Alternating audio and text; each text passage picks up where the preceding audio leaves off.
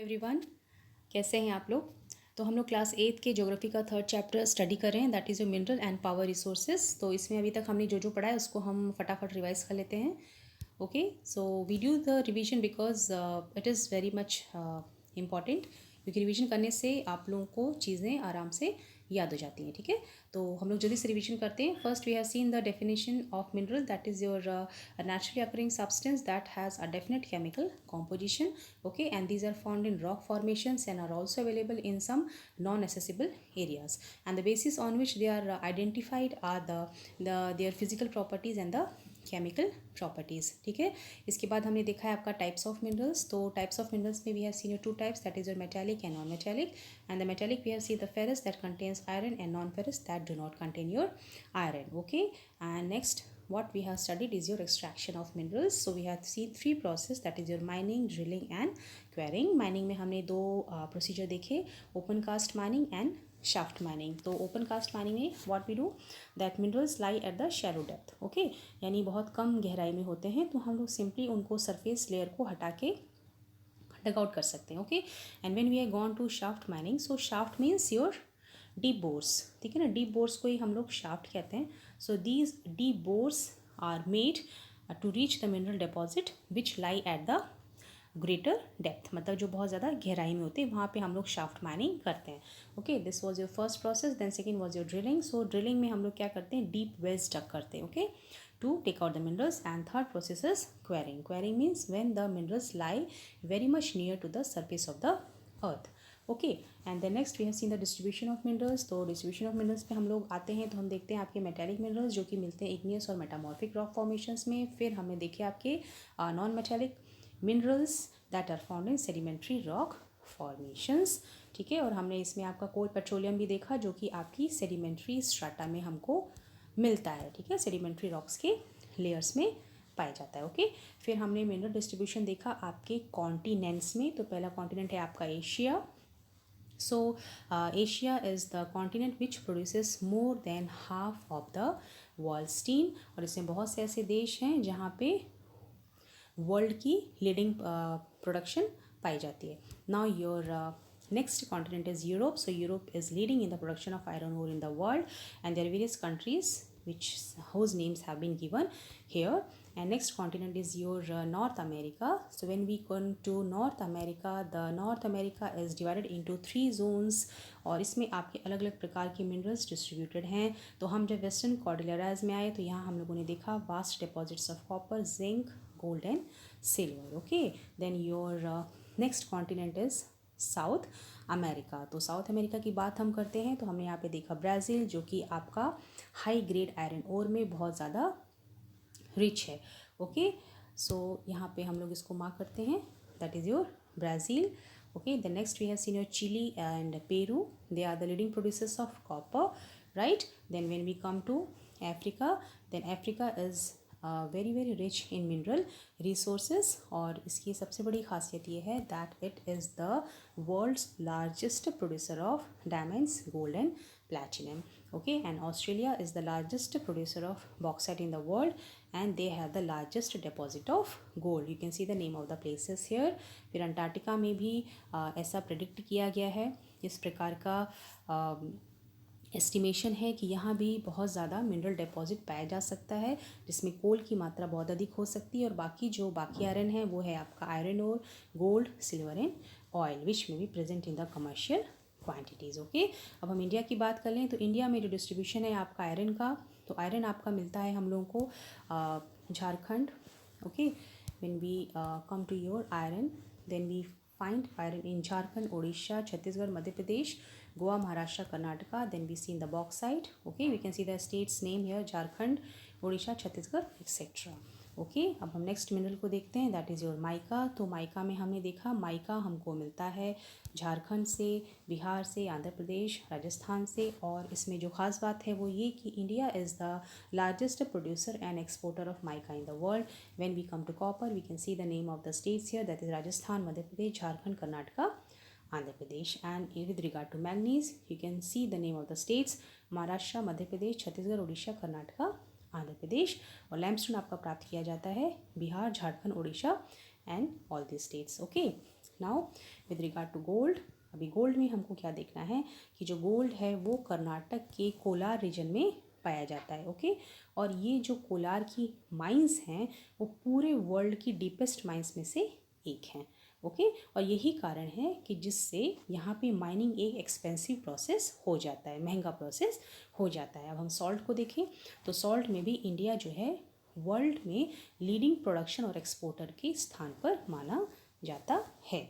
Okay, next what we have seen the uses of minerals. तो uses of minerals में हम लोगों ने 5 यूजेस देखे थे, that it is used in industries. Second, due to its hardness it is used in making various types of jewelries. Then third one we have seen copper is used for making varying products from coins to pipes. That was your third use. Then we have seen the fourth, that is your silicon, that is used in the computer industry as a chip. ठीक है, फिर last one जो हमने देखा होता है aluminium, that is use to make automobiles, aeroplanes, kitchen cookware etcetera. That was your fifth use, right. Then we have come to the conservation of minerals. तो conservation of minerals में हमने देखा कि हमको मिनरल्स को कंजर्व करना क्यों ज़रूरी है, because minerals are non renewable source of energy. इनकी फॉर्मेशन में हमको हज़ारों साल लग जाते हैं, ठीक है, और जिस रेट से हम इसको कंज्यूम कर रहे हैं, ठीक है, वो इनके फॉर्मेशन की रेट से कहीं ज़्यादा तेज़ है. ठीक है, तो ये 2 कारण है जिसकी वजह से हमको मिनरल्स को कंजर्व करने की ज़रूरत है. और इसमें हमको करना क्या है, पहली चीज़ कि हमको जो माइनिंग प्रोसेस है उसमें मिनरल्स की वेस्टेज को रिड्यूस करना है, और दूसरा चीज़ क्या है, हमको मिनरल्स को रिसाइकिल करना है. ओके, सो नाउ अब हम लोगों ने पावर रिसोर्सेज देखा. So power plays a vital role. Okay, यानी आज के टाइम में पावर हर सेक्टर में काम कर रहा है, चाहे वो आपका एग्रीकल्चर हो, ट्रांसपोर्ट हो, इंडस्ट्री हो, कम्युनिकेशन हो, डिफेंस हो. Okay, and with regard to power we have seen that power resources are broadly categorised into 2 types, that is your conventional and second one is your non conventional. Okay, तो इसमें हमने फिर conventional sources of energy देखा. तो conventional sources of energy are those sources of energy which have been use for a long time, जिसमें आपने 2 प्रकार देखे, एक आपका है फायरवुड और दूसरा है आपका fossil fuels. Okay, then we have seen the firewood. So firewood is used for your cooking and your heating. ठीक है, ये 2 काम के लिए इस्तेमाल होता है, और 50% से भी ज़्यादा लोग इसको विलेजेस में फायरवुड का इस्तेमाल करते हैं. ओके, और फिर what we have seen how the fossil fuels are formed. ठीक है, फॉसल फ्यूल्स हमने देखा किस प्रकार से इनका फॉर्मेशन होता है. ठीक है, और सबसे बड़ी अलार्मिंग इश्यू जो इसमें ये है कि जो वर्ल्ड की ग्रोइंग पॉपुलेशन है वो बहुत तेज़ी से बढ़ रही है, इसकी कंजम्पशन बहुत ज़्यादा हो रही है, तो हमको बहुत ज़्यादा खतरा है इसके एग्जॉस्ट होने का. Okay, then we come to coal, and about coal we have found that coal is abundantly available. ठीक है, ये हमको बहुत बड़े तौर पे मिलता है, और इसके यूजेस हमने देखे. It is used as a domestic fuel in the industries, to run the steam engines, then to generate the electricity, and the electricity which is generated from coal is called the thermal power. Okay, अभी कोल बनता कैसे है. So this coal which we use today was formed millions of years ago. ठीक है, हमने बताया था आपको किस प्रकार से आपके फर्न्स और स्वैम्स बहुत साल तक ज़मीन के अंदर दबे रह गए, तो उसकी वजह से आपका जो है कोल फॉर्मेशन हुआ. And why coal is referred to as the buried sunshine, the reason is here. Okay, अब लीडिंग कोल प्रोड्यूसर्स जो आपकी वर्ल्ड में है वो है आपका China, USA, Germany, Russia, South Africa, France. And if we come to India, we can see the various places such as your Raniganj, Jharia, Dhanbad, Bokaro in the Jharkhand. Okay, so this was your coal. And now when we come to your petroleum, in the petroleum, what we have seen that petroleum, when we obtain it in its original form, then it is not as clean as we get it from the market. We get it in its raw form as a thick black liquid. ठीक है, ये एक बहुत ही viscous रूप में और बहुत ही गाढ़ा और काला लिक्विड के रूप में हमको नेचर से प्राप्त होता है. And it is found in the layers of the rocks, and when it is drilled, after drilling it is sent to the refineries, ठीक है, और रिफाइनरी में जाने के बाद इसको बाकी और बाई प्रोडक्ट भी इसके बनाते हैं, जैसे कि आपका डीजल है, पेट्रोल है, केरोसिन है, वैक्स है, प्लास्टिक है, ल्यूब्रिकेंट है। और पेट्रोलियम को और हम लोग ब्लैक गोल्ड कहते हैं। क्यों? क्योंकि इसका जो कलर होता है इसके रॉ फॉर्म में वो होता है ब्लैक, और गोल्ड इसलिए क्योंकि हमारे लिए बहुत ज़्यादा वैल्यूएबल है। Okay, and the next your petroleum producing areas are your countries, your Iraq, Iran, Saudi Arabia, Qatar, ठीक है। अब हम लोग इंडिया में आ जाएं तो आपका जो डिगबोई है आसाम में, Bombay High in Mumbai, and deltas of Krishna and Godavari rivers. Okay, so this was a petroleum. Then we have seen your natural gas. तो natural gas is also found with the petroleum deposits, ठीक, and as the crude oil is brought with the surface, the natural gas comes out with the petroleum, ठीक है। अब इसके uses क्या हैं? It is used as a domestic fuel, it is used as industrial fuel, और वो major countries जहाँ पे नेचुरल गैस पाई जाती हैं वो है Russia, Norway, UK, Netherlands. And we come to India, then we have Jaisalmer, Krishna, Godavari, delta, Tripura and other areas of Mumbai. Okay, अभी when we see, इसमें जो इम्पॉर्टेंट चीज़ जो हमको देखनी है वो ये है कि आपका जिस प्रकार से फॉसिल फ्यूल्स बहुत तेज़ी से कंज्यूम हो रहा है, जिससे कि वो डिप्लीट होने वाला है, ठीक है, ये पहला रीज़न है। और दूसरा रीज़न है कि इन फ्यूल्स को बर्न करने से जो पोल्यूशन क्रिएट हो रहा है। Okay, so these are the two major concern, right. तो इसकी वजह से क्या होता है कि हमको कुछ ऐसा ऑल्टरनेट खोजना पड़ता है जिसकी वजह से हम डिप्लीशन और पॉल्यूटेंट, ये दोनों प्रॉब्लम से बच जाएं। Okay, so now this has led to tapping of various non conventional source of energy that are cleaner alternative to fossil fuel. तो ये जो दो खतरे हैं इनसे बचने के लिए हम लोग किसकी तरफ देखते हैं? Non conventional sources of energy की तरफ देखते हैं, right. So next is your hydel power, जिसको हम लोग आज क्लास में पढ़ेंगे। Okay, so that was the revision. I think it has taken 10 minutes, right? So now let us begin. Okay, hydel power, ठीक है। हाइडल का मतलब क्या होता है? हाइडल माने हाइड्रोलिक, यानी वो पावर जो कि हम पानी से प्राप्त करते हैं, ठीक है।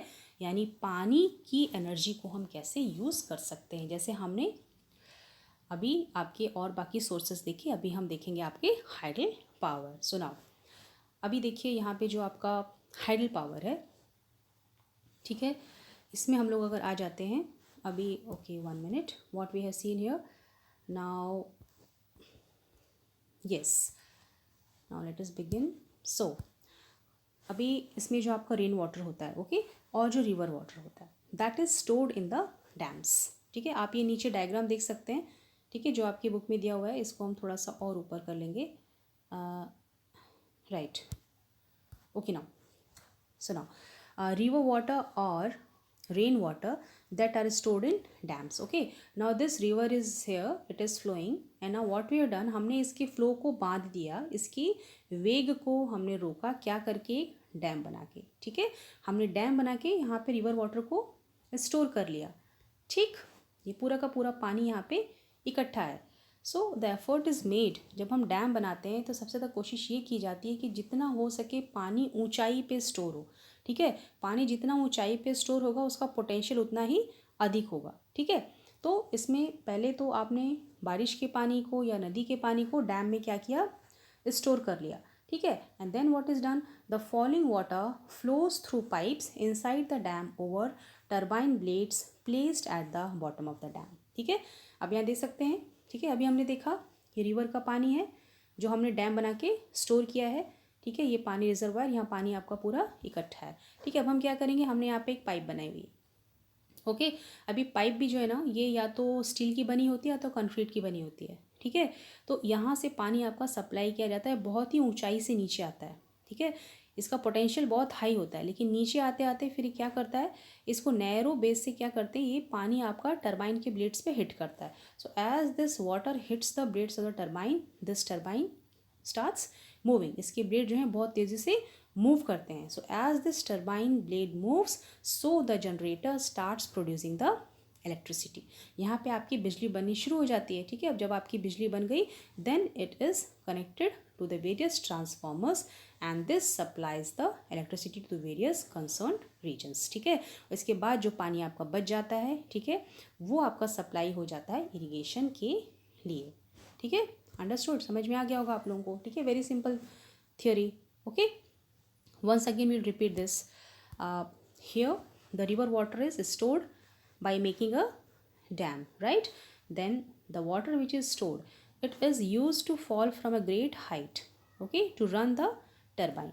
ठीक है, दो इंपॉर्टेंट चीज़ें होती हैं आपके हाइडल पावर में, एक होती है आपकी टरबाइन, एक होता है आपका जनरेटर. ओके, तो जब ये आपका पानी बहुत ऊंचाई से गिरेगा तो टरबाइन के ब्लेड को मूव करेगा. अब ये जब घूमेगा तो जनरेटर आपका बिजली प्रोड्यूस करना शुरू कर देगा. अब जब बिजली आपकी बन जाती है तो फिर वो जाके मिलती है आपकी ट्रांसफार्मर में. Then we get the electricity supply. उसके बाद जो आपका पानी बच जाता है that is used for the irrigation. Okay, understood. Now so the moving blades turn the generator to produce the electricity and this is called your hydroelectricity. इसी को हम लोग कहते हैं हाइड्रो इलेक्ट्रिसिटी. हाइड्रो माने वाटर एंड इलेक्ट्रिसिटी, ठीक है, यानी बिजली जो हम लोग जनरेट कर रहे हैं. ठीक, so now the water discharge after the generation of electricity is used for the irrigation, जैसे मैंने भी आपको बताया. Now 1/4 of the world's electricity is produced by hydel power. ठीक है, पूरे वर्ल्ड की जो 1/4 इलेक्ट्रिसिटी जो लोगों को मिलती है, ठीक है, उसका 1/4 हिस्सा जो है वो हाइडल पावर का जनरेशन होता है. Now let us see the leading producers of the hydel power that are Paraguay, Norway, Brazil, then we have your China.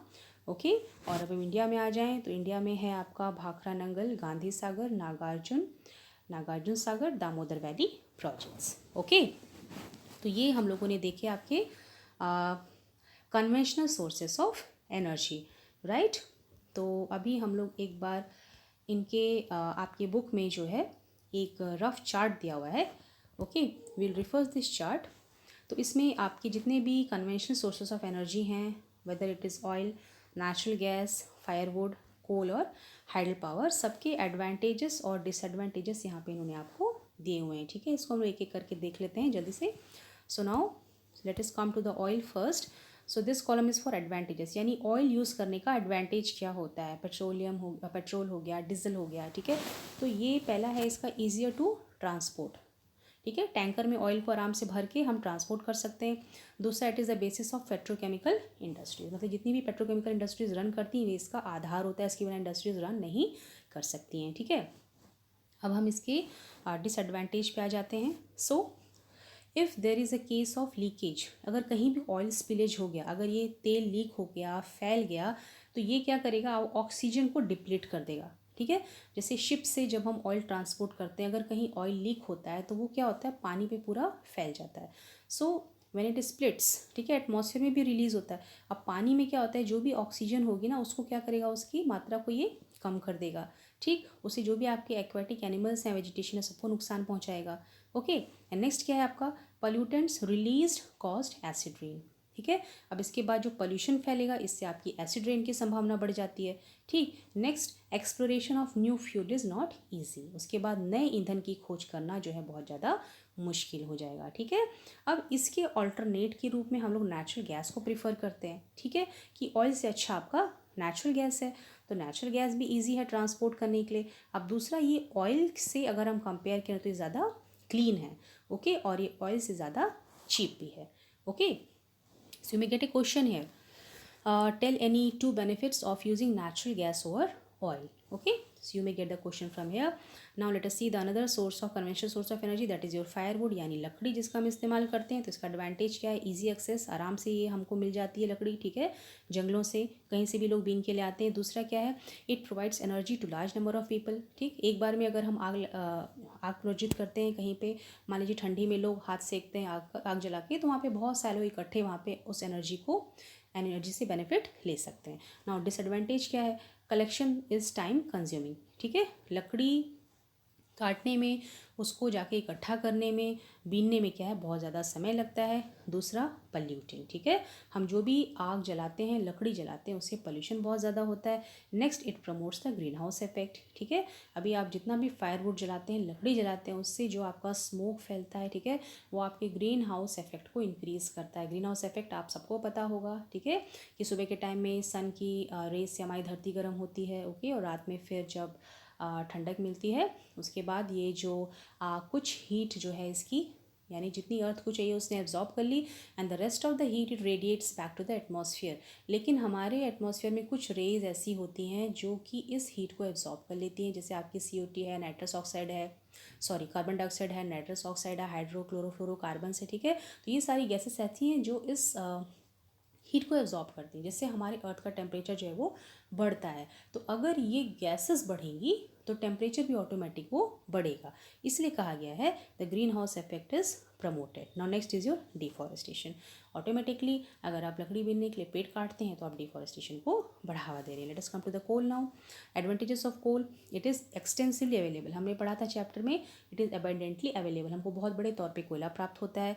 Next, efficient conversion to electricity, ठीक है। कोयला जलाने से हमको बहुत आराम से बहुत ज़्यादा तौर पे बिजली प्राप्त होती है।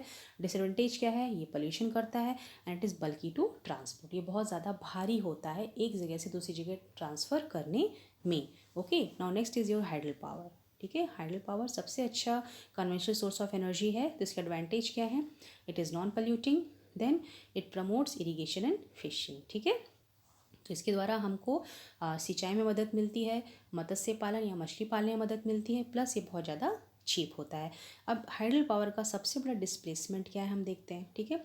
अभी डिस्प्लेसमेंट ऑफ लोकल कम्युनिटी, अभी हाइडल पावर जनरेशन के लिए हमको बनाना है डैम, ठीक है। और डैम बनाने के लिए बहुत बड़े एकर्स ऑफ लैंड की ज़रूरत होती है। तो वहाँ पे उस डैम को बनाने से पहले वो ज़मीन पे जितने जंगल होते हैं, पेड़ पौधे होते हैं, सबको साफ़ कर दिया जाता है, प्लस वहाँ पे जो आबादी रह रही होती है उसको भी वहाँ से हटाना पड़ता है। तो वहाँ के जो प्रादेशिक लोग हैं उनका घर, उनका खेत, उनकी प्रॉपर्टी, उनकी पूरी लाइफ जो है उनसे क्या कह सकते हैं कि वो डिस्टर्ब हो जाते हैं। ओके, यानी वहाँ से वो डिस्प्लेस हो जाते हैं, विस्थापित हो जाते हैं, ठीक। एंड नेक्स्ट क्या है, इन अनडेट्स लो। इन अनडेट्स लो का मतलब क्या होता है, यानी जब आपने उस एरिया के पेड़ काट दिए, ठीक है, यानी आपने मिट्टी खोदी वहाँ से, तो वहाँ का एरिया कैसे हो गया, गहरा हो गया, लो लाइंग एरिया हो गया। तो यहाँ पे फ्लड की संभावना बहुत ज़्यादा बढ़ जाती है। Now next is it is expensive to set up. Hydel power plant को सेटअप करना एक बहुत ही महंगी प्रक्रिया है। Okay, so these are the advantages and disadvantages of conventional source of energy, right.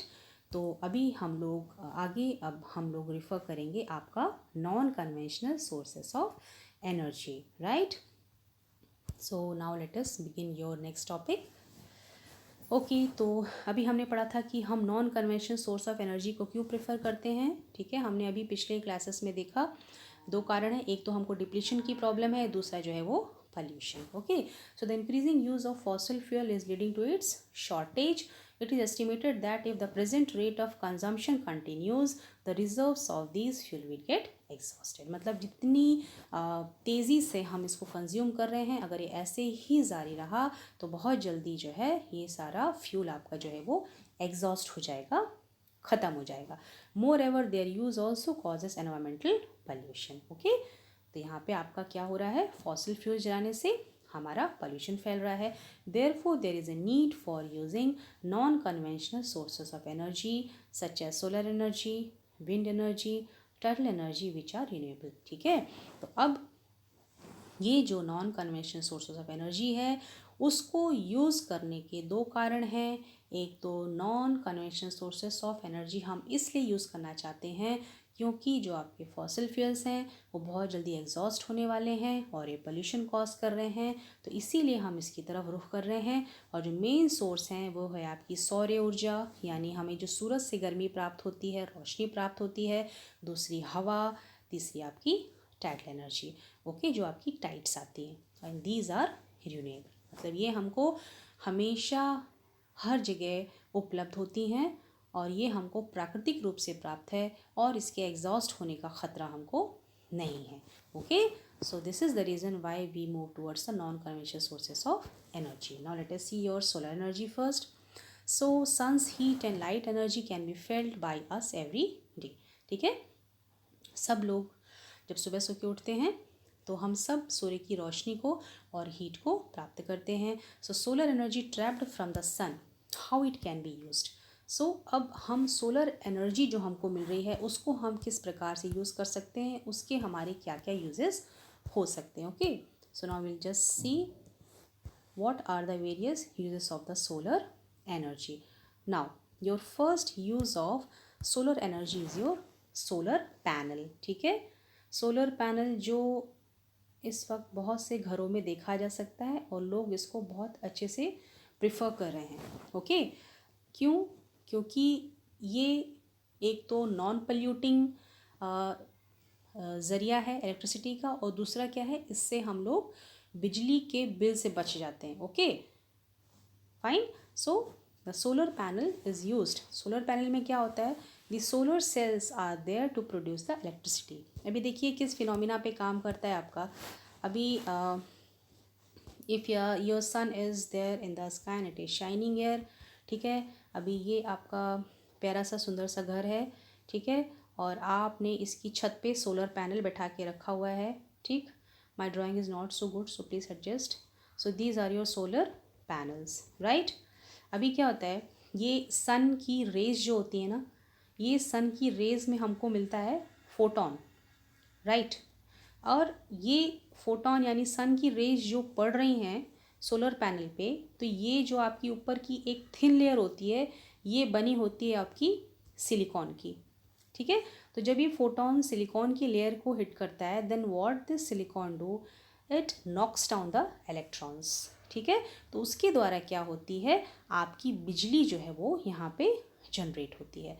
And as the electricity is generated, तो जो सोलर वायर्स होते हैं वहाँ से फिर ये होते हुए आपके पूरे घर में आपको बिजली मिलती है. Understood. So this is the way how the solar panel works. Okay, so now many of these cells are joined into solar panels to generate power for heating and lighting purpose. The technology of utilizing solar energy benefits a lot of tropical countries. ठीक है, अब ये solar panel भी कहाँ लग सकता है, जहाँ पे सन की एनर्जी लोगों को आशीर्वाद के रूप में प्राप्त है. और किसको प्राप्त होगी, जो कि आपकी ट्रॉपिकल कंट्रीज़ हैं. ट्रॉपिकल कंट्रीज़ यानी कौन, जो कि आपके सीधे सूर्य की रोशनी के सामने पड़ती हैं. ठीक है, आप लोग इसके 6th क्लास में ही पढ़ के आ रहे हैं. दिस इज़ जो इक्वेटर. ठीक, अब इक्वेटर के नॉर्दर्न जोन में और सदर्न जोन में, okay, that is just below the tropic of Cancer and above the tropic of Capricorn. ये जो आपका जोन है ये आपका ट्रॉपिकल जोन कहलाता है, जहाँ पे कि सूर्य की रोशनी सीधे पड़ती है. ठीक है, तो ये कंट्री जो है यहाँ पे सोलर पैनल का बहुत अच्छे से इस्तेमाल हो सकता है, right. So now here solar energy is also used in solar heaters, solar cookers, solar dryers, besides being used for community lighting as well as traffic signals. ठीक है, तो ये इतने uses आपने सोलर source of energy के देखे. Okay, first is your the solar cells are used to produce electricity. Second is in the solar heaters, then solar cookers, then solar dryers, then for community lighting and for traffic signals. Okay, तो ये था आपका solar energy. अब हम लोग देखते हैं आपकी विंड एनर्जी. अभी विंड जो है एक बहुत ही अच्छा सोर्स है आपका non conventional source of energy का, क्योंकि हवा हमको 24 घंटा कहीं भी कैसे भी प्राप्त होती है. ठीक है, इसके एग्जॉस्ट होने का कोई ख़तरा हमारे सामने नहीं है. So wind is an inexhaustible source of energy. So windmills have been used for grinding grain and lifting water since times immemorial. ठीक है, इसका मतलब ये कि पुराने समय में जो विंड मिल इस्तेमाल होती थी वो अनाज को पीसने के लिए और पानी उठाने के लिए इस्तेमाल होता था. लेकिन अब साइंस एंड टेक्नोलॉजी के एडवांसमेंट के साथ मॉडर्न टाइम में अब ये जो विंड मिल्स हैं, the high speed wind rotate the wind mill which is connected to a generator to produce electricity. ठीक है, अभी यहाँ पे 1 minute. Okay, I will just show you. If I just draw, okay, fine. So this is your windmill. ठीक है, अभी ये windmill है. ओके, अभी जैसे ही बहुत तेज़ हवा यहाँ से बहकर आएगी, strong and steady wind, so as it hits this blades so it will move. ठीक है, अब इसके अंदर जो ये आपका ये है टरबाइन है, इसके अंदर ये आपका एक शाफ्ट कनेक्टेड होता है और शाफ्ट के साथ ही में आपका जनरेटर कनेक्टेड रहता है. ठीक है, तो जैसे ही आपकी हवा इस ब्लेड्स को हिट करती है, बड़ी स्पीड से मूव करता है, तो इसके अंदर जो शाफ्ट है Okay, it moves with a greater speed and as it moves the generator produces the electricity. ठीक है, यहाँ पे आपकी बिजली पैदा होती है. अब ये जो आपकी बिजली है, okay, so this electricity is supplied to the transformer. ये ट्रांसफार्मर है, यहाँ पे आपकी बिजली ट्रांसफ़र होती है और इसके बाद फिर ये आपके घरों में जाती है. Okay, so this is the way how the windmill works, right. So अब यहाँ पे एक वर्ड आया है विंड फार्म्स. अब विंड फार्म्स क्या होता है? So wind farms are the places which have the clusters of such windmills. ठीक है, तो विंड फार्म्स ऐसी जगह है जहाँ पे बहुत सारे विंड मिल पाए जाते हैं जो कि मेनली आपके कोस्टल रीजन में और माउंटेन पासेस में होते हैं. क्यों? कारण ये है कि यहाँ पे जो है we get strong and steady wind blow. ठीक है, हमको बहुत ही स्ट्रॉन्ग और स्टडी विंड्स हमको यहाँ पे मिलती हैं, इसलिए आपके विंड फार्म जो है इस एरिया में लगाए जाते हैं. Now wind farms are found in places. अब कौन कौन सी जगह हैं जहाँ पे विंड फार्म्स मोस्टली काम करती हैं? तो है आपके Netherland, Germany, Denmark, UK, USA, Spain, right. So now that was your wind energy. Now let us move to your nuclear power. अब देखिए न्यूक्लियर पावर क्या चीज़ है. न्यूक्लियर पावर में हम लोग जहाँ पे रेडियो एक्टिव सब्सटेंस का इस्तेमाल कर रहे हैं इलेक्ट्रिसिटी प्रोड्यूस करने के लिए, पावर प्रोड्यूस करने के लिए. Okay, so now nuclear power is obtained from energy stored in the nuclei of atoms naturally occurring radio active elements like uranium and thorium. ठीक है, अभी इसमें क्या होता है, आपका जो यूरेनियम है, यूरेनियम 235, ठीक है, इसमें जो है न्यूट्रॉन को हिट किया जाता है and as it hits the uranium then what happens, it releases the energy. I think it releases the krypton and barium. ठीक है, साथ में ये कुछ न्यूट्रॉन भी छोड़ता है. ठीक, तो अभी ये जो एनर्जी रिलीज़ करता है ना, ये एनर्जी रिलीजिंग की प्रोसेस को ही हम लोग कहते हैं फिशन. ठीक है, एक होता है आपका फ्यूशन, एक होता है आपका फिशन. तो ये जो न्यूक्लियर पावर है इसमें जो आपका न्यूक्लियर फिशन काम करता है. तो न्यूक्लियर फिशन में एनर्जी जनरेट होती है. अब ये जो एनर्जी जनरेट हो रही है ये चेन रिएक्शन होता है. चेन रिएक्शन का मतलब क्या होता है? It goes on multiplying itself, like it goes on 3 times, then it goes to 6, then it goes to 9, then it goes to 27. Okay, तो यहाँ पे आपकी जो एनर्जी जनरेट हुई है इट कीप्स ऑन इंक्रीजिंग. ठीक, तो अब यही जो एनर्जी जनरेट होती है, ओके, तो अभी जैसे ये एक हो गया आपका रिएक्टर जिसके बारे में हम लोग बात कर रहे हैं. ठीक है, और एक आपका होता है एटम बम. ठीक, अब इन दोनों में बेसिक फ़र्क ये है कि जो रिएक्टर है ना इसमें हम एनर्जी को क्या करते हैं, कंट्रोल करते हैं. ठीक है, लेकिन जो एटम बम होता है इसमें ये अनकंट्रोल्ड होती है, right. That why it causes the disaster. Okay, so now अभी आपको प्रोसेस समझ में आ गया किस प्रकार से न्यूक्लियर पावर काम कर रहा है. ठीक, so now these fuels undergo nuclear fission in the nuclear reactors and emit power. The greatest producers are USA, Europe. ठीक है, इंडिया में आते हैं तो आपका राजस्थान है, झारखंड है, जिनके पास यूरेनियम का बहुत बड़ा डिपॉजिट पाया जाता है. और आपका जो थोरियम है, thorium is found in the larger quantities in the monazite Sands of the Kerala. Okay, so the nuclear power stations in India are your, okay, we have come forward. Okay, they are located in your Kalpakkam in Tamil Nadu and Tarapur in Maharashtra, Rana Pratap Sagar near Kota in Rajasthan, Narora in Uttar Pradesh and Kaiga in Karnataka. Okay, so these are the places where we have the nuclear power plant. ठीक, अब देखिए आप आपके book में diagram देके रखा हुआ है. ठीक है, न्यूक्लियर एनर्जी किस प्रकार से जनरेट होती है. Okay, so this is your nuclear reactor. ठीक है, अभी इस न्यूक्लियर रिएक्टर के अंदर ही आपका फिशन प्रोसेस चल रहा है. ठीक है, फिशन मैंने भी आपको बताया था ना, रेडियो एक्टिव मटेरियल है. ठीक है, उससे हम लोग एनर्जी जनरेट कर रहे हैं. अब जो ये आप देख सकते हैं ये मॉडरेटर है. मॉडरेटर जिससे हम क्या करते हैं, ये जो आपका एनर्जी जनरेशन होता है ना इसको हम लोग कंट्रोल करते हैं. ओके, चलिए, तो फिशन से जो आपकी एनर्जी जनरेट होती है उससे जो आपका पानी है ना it heats up. So as the water becomes hot, okay, it moves other and becomes the steam. अब जब ये भाप बन जाता है तो ये भाप जाके आपके टरबाइन को मूव करती है and as the turbine moves so the generator produces your electricity. Okay, so this is the process how your thermal energy is produced, right.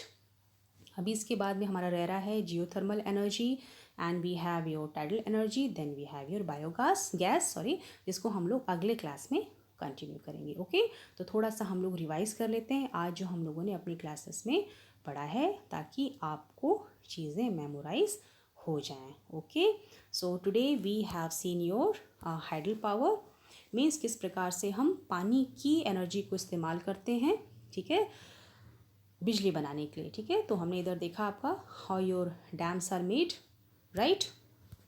So here the river water or the rain water is collected by making the dams. Then this water which is stored in the dams, it moves, it flows from the greater height and it hits the blades of the turbine. As the turbine moves, the generator produces the electricity, and then this electricity goes to the transformer, and the water which is left over, it is used for the irrigation process. ठीक है, और इसमें बहुत सी places आपने देखी जहाँ पे आपके हाइडल पावर्स हैं, राइट।